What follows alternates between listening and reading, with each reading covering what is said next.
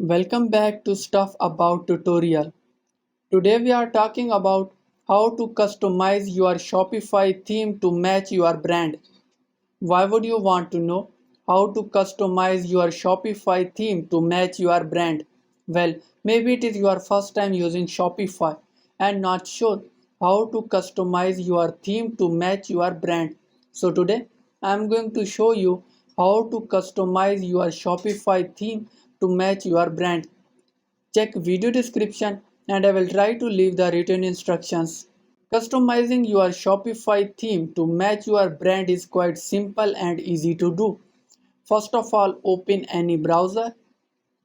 Now write admin.shopify.com in search bar. Here you are seeing different buttons on left corner. Click on Online Store. Now click on Themes. Scroll down. Here in front of theme, you are seeing Customize button. Click on it. From here, you can fully customize your store according to your brand.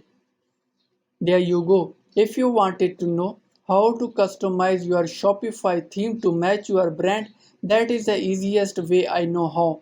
If you know another way, to leave a comment below. Be sure to subscribe for more videos.